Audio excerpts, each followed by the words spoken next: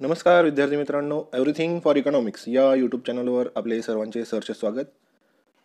मागील आपल्या भारतीय अर्थशास्त्र भाग 19 मध्ये आपण 8व्या पंचवार्षिक योजनेबाबत व त्यावरील संभाव्य प्रश्नांबाबत चर्चा केलेली होती. या भागात आपण 9वी पंचवार्षिक योजना व त्यावर कोणते प्रश्न येतील त्याविषयीचा थोडक्यात विश्लेषण या इथे केलं गेलेलं आहे. तरी हा व्हिडिओ तुम्ही पूर्ण पहा. आवडल्यास लाईक करा, मित्रांना शेअर करा. मित्रांनो, 9वी पंचवार्षिक योजना ही आपल्याला स्वातंत्र्य होऊन 50 वर्ष पूर्ण झाले त्या काळी सुरू झालेली होती. म्हणजेच ती 1997 साली सुरू झालेली होती. 9व्या पंचवार्षिक योजनेचा कालावधी हा 1 एप्रिल 1997 ते 31 मार्च 2002 असा होता. याचे अध्यक्ष अटल बिहारी वाजपेयी होते. उपाध्यक्षांचा विचार केला असता तर मधु दंडवते, जसवंत सिंग व के.सी. पंत हे उपाध्यक्ष 9व्या पंचवार्षिक योजनेस लाभले होते. आता मित्रांनो, ही जी योजना होती यामध्ये कोणत्याही प्रतिमानाचा वापर केला गेला नाही. या योजनेमध्ये 15 वर्षांचा एक दीर्घकालीन योजना ठरवली गेली होती. म्हणजेच 9वी पंचवार्षिक योजना सुरू करण्याआधी 15 वर्षांचा एक आराखडा तयार केला होता. त्याचा एक भाग ही नवी योजना होती. तर ही जी दीर्घकालीन योजना होती तर ती 4 बाबींच्या संदर्भात तयार केली गेली होती. तर या 4 बाबी कोणत्या? तर राहणीमानाचा दर्जा, उत्पादनक्षम रोजगार निर्मिती आणि प्रादेशिक समतोल आणि स्वावलंबन, या अशा प्रकारे ही 15 वर्षासाठीची दीर्घकालीन योजनाचा भाग होती. म्हणजेच नवी योजना ही 15 वर्षाच्या दीर्घकालीन योजनेचा भाग होती. तर आता या योजनेमध्ये मुख्य भर कशावर दिला गेला? तर मित्रांनो, कृषी व ग्रामीण विकासावर या योजनेत भर दिला गेलेला होता. या योजनेचं नाव सामाजिक न्याय आणि समानतेसह आर्थिक वाढ असं ठेवलं गेलं होतं. नव्या योजनेच्या प्रमुख उद्दिष्टांचा विचार केला असता ती कोणकोणती होती ती पाहणं देखील या ठिकाणी गरजेचं आहे. कृषी आणि ग्रामीण विकास याला अग्रक्रम देणे हा नव्या योजनेचं प्रमुख उद्दिष्ट होतं. शिवाय आर्थिक वाढीचा दराचं लक्ष जे होतं ते 6.5% इतकं गाठणं अपेक्षित होतं. सर्वांना मूलभूत किमान सेवा पुरविणे हे देखील नव्या योजनेचं उद्दिष्ट असलेलं दिसतं. किमान मूलभूत सेवा म्हणजे पिण्याचे योग्य पाणी, आरोग्य सेवा, शिक्षणाची सोय किंवा योग्य निवाऱ्याची सोय यासारख्या मूलभूत किमान सेवा देण्याचं उद्दिष्ट हे नव्या पंचवार्षिक योजनेचं असलेलं आपल्याला दिसतं. शिवाय शाश्वत विकास आणि स्त्रिया, अनुसूचित जाती, जमाती, इतर मागासवर्गीय इत्यादींचे सबलीकरण करणे हे देखील या योजनेचं उद्दिष्ट असलेलं दिसतं. शिवाय संस्थांचा विकासास चालना देणे. आता संस्था कोणत्या? तर पंचायत राज संस्था, सहकारी संस्था यांना चालना देण्यासाठी या योजनेत हे उद्दिष्ट ठेवलं गेलं होतं. ही प्रमुख उद्दिष्ट ही 9व्या पंचवार्षिक योजनेची असलेली आपल्याला दिसतात. ही देखील परीक्षेच्या दृष्टिकोनातून महत्त्वाची आहेत. ती देखील तुम्हाला माहीत असणं गरजेचं आहे, म्हणून मी या ठिकाणी ती सांगितलेली आहेत. तर मित्रांनो, 9व्या पंचवार्षिक योजनेच्या कालावधीमध्ये राजकीय घडामोडी कोणकोणत्या झाल्या हे पाहणं देखील तितकंच महत्त्वाचं आहे. तर पहिली जी घडामोड झाली ती पोखरणची अणुचाचणी. म्हणजेच 1998 साली 11 मे व 13 मे 1998 साली पोखरण 2 ही अणुचाचणी घेण्यात आली. या अणुचाचणीचं नाव काय होतं? शक्ती 98. 98 साली घेतल्यामुळं 98 आणि त्याचं नाव होतं शक्ती. एवढं तुम्ही या ठिकाणी लक्षात ठेवणं गरजेचं आहे. तर दुसरी घटना कोणती होती? कारगिल युद्ध जे झालं, म्हणजे आपलं पाकिस्तान बरोबरचं जे युद्ध झालं मे 1999 ते जुलै 1999, त्याला कारगिल युद्ध आपण म्हणतो. या लष्करी कारवाईचं नाव काय होतं? तर ऑपरेशन विजय. एवढं तुम्ही या ठिकाणी लक्षात ठेवणं गरजेचं आहे. म्हणजे पोखरण अणुचाचणी आणि कारगिल युद्ध त्याचं नाव हे आपणास महत्त्वाचं आहे परीक्षेच्या दृष्टिकोनातून. आता पुढची घडामोड कोणती झाली ते पाहणं देखील महत्त्वाचं आहे. तर पुढची गोध्रा हत्याकांड झालं. अयोध्येच्या मुद्द्यांवरून ज्या जातीय दंगली झाल्या गुजरातमध्ये 2002 साली, ते गोध्रा हत्याकांड हे 9व्या पंचवार्षिक योजनेमध्ये झालेलं आहे. शिवाय राज्यांची निर्मिती केली गेली. 84वी घटना दुरुस्ती करून विविध राज्यांमधून काही राज्यांची निर्मिती केली गेली. हा प्रश्न परीक्षेच्या दृष्टिकोनातून अत्यंत महत्त्वाचा आहे. तर कोणत्या राज्यातून कोणता राज्य निर्माण झालं ते देखील महत्त्वाचं आहे. 1 नोव्हेंबर 2000 साली मध्य प्रदेशमधून छत्तीसगड राज्याची निर्मिती केली गेली. 9 नोव्हेंबर 2000ला उत्तर प्रदेशमधून उत्तराखंड राज्याची निर्मिती केली गेली आणि 15 नोव्हेंबर 2000ला बिहारमधून झारखंड राज्याची निर्मिती केली गेली. आता तुम्ही कितवी घटना दुरुस्ती आहे, तारीख आणि कोणत्या राज्यामधून कोणतं राज्य निर्माण झालं हे या ठिकाणी महत्त्वाचं आहे. ते सिक्वेन्सली लक्षात ठेवा, परीक्षेत यावर प्रश्न येऊ शकतो. आता 9व्या पंचवार्षिक योजनेमध्ये विशेष कोणकोणत्या घटना घडल्या ते पाहणं देखील महत्त्वाचं आहे. पहिला आहे फॉरेन एक्सचेंज मॅनेजमेंट ॲक्ट. हा 1999 अंमलात आला. आपल्याला माहिती आहे फेरा, फॉरेन एक्सचेंज रेग्युलेटिंग ॲक्ट 1973 या कायद्याऐवजी फेमा हा 1999चा कायदा करण्यात आलेला होता. फेमा हा कायदा 1 जून 2000 पासून फेरा 1973च्या जागी लागू झालेला दिसतो. शिवाय एप्रिल 2000 पासून सेंट्रल व्हॅल्यू ॲडेड टॅक्स लागू करण्यात आला. याशिवाय एप्रिल 1997 मध्ये दुसरे पंचवार्षिक परकीय व्यापाराचे धोरण घोषित केले गेले. म्हणजे 1997 मध्ये परकीय व्यापाराचं दुसरं धोरण हे घोषित केलं गेलं होतं. सेज स्थापनेची घोषणा देखील या 2000च्या एक्झिम पॉलिसीमध्ये केली गेलेली दिसते. फेब्रुवारी 2000 मध्ये राष्ट्रीय लोकसंख्येचं धोरण घोषित केलं गेलं. त्यासाठी 11 मे 2000 साली लोकसंख्या आयोगाची स्थापना केली गेली. शिवाय 28 जुलै 2000ला लोकसंख्या स्थिरीकरण निधी हा स्थापन केला गेला. आता या तिन्ही गोष्टी महत्त्वाच्या आहेत. म्हणजे फेब्रुवारी 2000ला राष्ट्रीय लोकसंख्या धोरण हे घोषित केलं गेलं, 11 मे 2000 रोजी लोकसंख्या आयोगाची स्थापना आणि 28 जुलै लोकसंख्या स्थिरीकरण निधी याची स्थापना.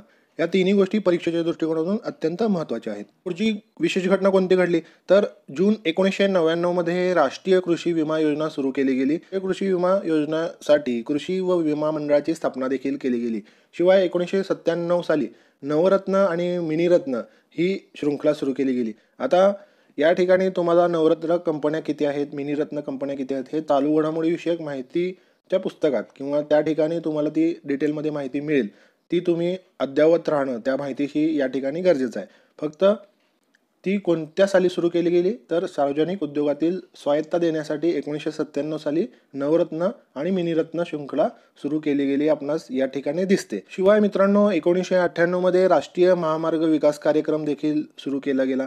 म्हणजे 1998 मध्ये सुरू झालेला नॅशनल हायवे डेव्हलपमेंट प्रोग्राम हा अत्यंत महत्त्वाचा होता. स्वातंत्र्यानंतर हा मुद्दा देखील महत्त्वाचा आहे. विशेष घटना या ठिकाणी घडलेल्या आपल्याला दिसतात. शिवाय या योजना काळात विकासाच्या योजना कोणकोणत्या सुरू झाल्या ते देखील महत्त्वाचं आहे. कारण मोठ्या प्रमाणात या काळात योजना सुरू झालेल्या आपल्याला दिसतात.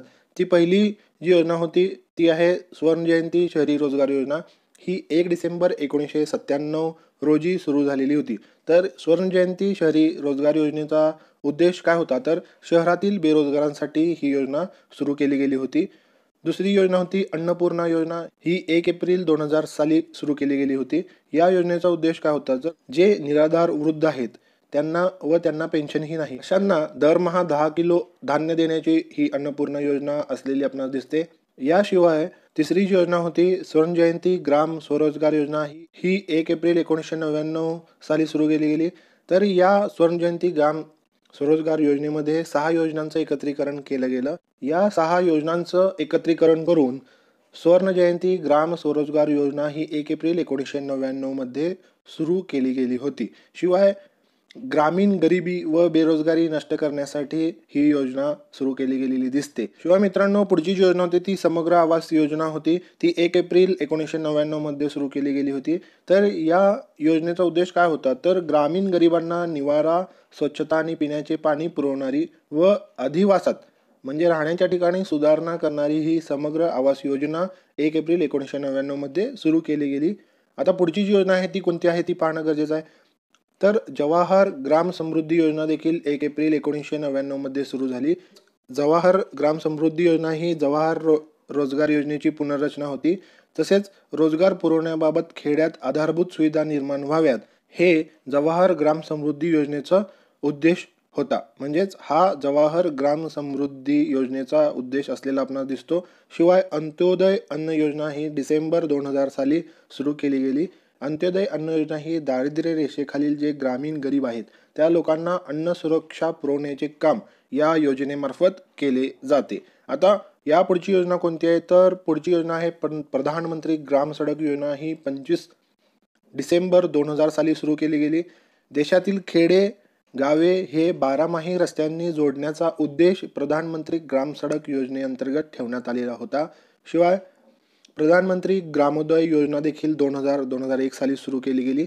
मानवी विकास साधण्यासाठी ही प्रधानमंत्री ग्रामोदय योजना सुरू केली गेलेली दिसते. आता या प्रधानमंत्री ग्रामोदय योजनेमध्ये विविध घटकांना विकास साधणं होतं. तर ते विविध घटक कोणते होते आरोग्य, शिक्षण, गृहनिर्माण, विद्युतीकरण, पेयजल, पोषण या 6 घटकांच्या विकासासाठी प्रधानमंत्री ग्रामोदय योजना सुरू केली गेली होती. आता पुढची योजना कोणती आहे तर संपूर्ण ग्रामीण रोजगार योजना. ही 25 सप्टेंबर 2001 रोजी सुरू केली गेली. आश्वासित रोजगार योजना व जवाहर ग्राम समृद्धी योजना यांच्या एकत्रीकरणातून संपूर्ण ग्रामीण रोजगार योजना सुरू केली गेलेली आपणास दिसते. शिवाय मित्रांनो, पुढची योजना होती वाल्मिकी आंबेडकर आवास योजना. ही 2 डिसेंबर 2001 रोजी सुरू केली गेली. शहरी झोपडपट्टीतील लोकांसाठी, शहरातील ज्या झोपडपट्टी असतात त्या लोकांसाठी ही गृहनिर्माण योजना सुरू केली गेलेली आपणास दिसते. शिवाय सर्व शिक्षा अभियान हे देखील 2001 रोजी सुरू केलं गेलं. त्या सर्व शिक्षण अभियानाचा उद्देश काय होता, तर 6 ते 14 वयोगटातील मुलास प्राथमिक शिक्षण देणे हे सर्व शिक्षा अभियानाचा उद्देश असलेला आपणास दिसतो. आता या मोठ्या प्रमाणात योजना चालू झालेल्या होत्या. त्याचा प्रत्येक योजनेचा उद्देश, तारीख, कोणत्या योजनामधून किंवा कोणत्या योजनांच्या एकत्रीकरणातून कोणती योजना सुरू केली गेली, अशा गोष्टींवर या ठिकाणी प्रश्न येऊ शकतो. त्यामुळे तुम्ही ह्या प्रत्येक योजनेचा बारीक नोट डाऊन करून अभ्यास करणं गरजेचं आहे. कारण या नव्या पंचवार्षिक योजनेमध्ये मोठ्या प्रमाणात योजना चालू केल्या गेल्या. आता योजनाच बघितल्या तर 11 प्रकारच्या ह्या योजना आहेत. तुम्ही एक चार्ट तयार करून जर अभ्यास केलात किंवा कोणती योजना कोणत्या योजनेमध्ये मर्ज झाली हे देखील या ठिकाणी महत्त्वाचं आहे. आता विशेष घटनाक्रम मी तर मगाशी सांगितलेला आहे, म्हणून मी विशेष घटनाक्रम हा वेगळा केला होता आणि योजना कार्यकालातील प्रमुख विकासाच्या योजना ह्या वेगळ्या केल्या होत्या. तरी तुम्ही या व्यवस्थित अभ्यास करणं गरजेचं आहे. परीक्षेच्या दृष्टिकोनातून हा महत्त्वाचा घटक आहे, कारण 9वी पंचवार्षिक योजनेचा कालावधी हा अलीकडचा असल्यामुळे या घटकावर मोठ्या प्रमाणात प्रश्न येऊ शकतात भविष्यातील परीक्षांमध्ये.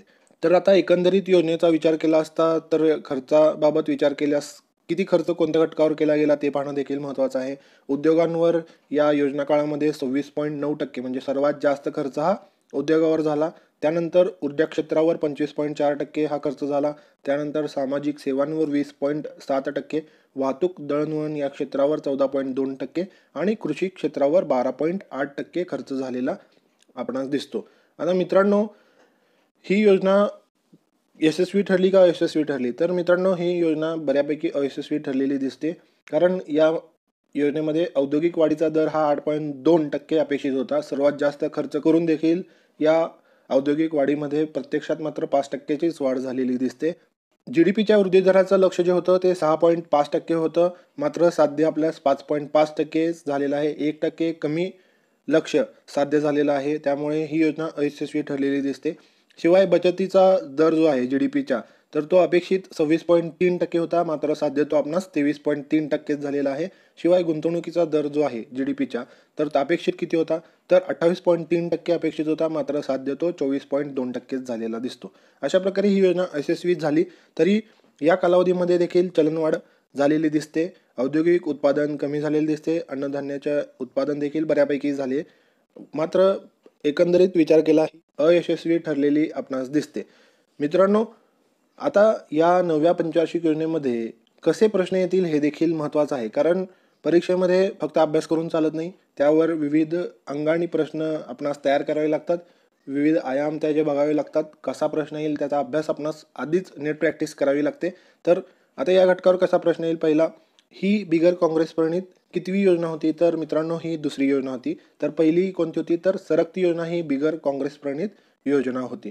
असा देखील प्रश्न तुम्हाला येऊ शकतो. शिवाय या योजना काळामध्ये कोणत्या घटना घडल्या, मगाशी आपण बघितलं राजकीय घटना घडल्या, विविध विशेष घटना घडल्या. म्हणजे आता राज्यांची निर्मिती झाली, पोखरण अणुचाचणी झाली, गोध्रा हत्याकांड झालं, यावर देखील प्रश्न येऊ शकतो. त्यामुळे ह्या घटना तुम्ही व्यवस्थित लक्षात ठेवणं गरजेचं आहे. तसेच उदारीकरण, खाजगीकरण आणि जागतिकीकरण या घटकावर देखील प्रश्न विचारला जाऊ शकतो. बचतीचा दर किती आहे, गुंतवणुकीचा दर किती आहे, किंवा ज्या नवीन योजना चालू झाल्या त्या योजनावर प्रश्न येऊ शकतो. शिवाय मित्रांनो, या योजनेचं नाव काय होतं, त्या नावाशी समरूप प्रश्न येऊ शकतो. सामाजिक न्याय आणि समानतेसह आर्थिक वाढ हे नाव का दिलं गेलं हे देखील महत्त्वाचं आहे. कारण या योजना काळात कृषी आणि ग्रामीण विकासावर मोठ्या प्रमाणात भर दिला गेलेला आपल्याला दिसतो. विविध योजना चालू केलेल्या दिसतात. या योजनांचा तुम्ही व्यवस्थित अभ्यास करणं या ठिकाणी गरजेचं आहे. त्यामुळे कसाही प्रश्न आला तरी तो तुम्हाला सोडवता येईल. अशा प्रकारे ही 9वी योजना होती. या योजनेमध्ये ह्या घटना घडल्या. तरी तुम्ही हा व्हिडिओ ऐकला त्याबद्दल धन्यवाद. तरी हा व्हिडिओ तुम्हाला आवडल्यास लाईक करा, मित्रांना शेअर करा आणि मित्रांनो चॅनल सबस्क्राईब केलं नसल्यास सबस्क्राईब करा आणि जाता बेल आयकॉन दाबायला विसरू नका. हा व्हिडिओ ऐकला त्याबद्दल तुमचे मनापासून धन्यवाद. पुढील व्हिडिओमध्ये आपण 10व्या पंचवार्षिक योजनेबद्दल माहिती पाहणार आहोत.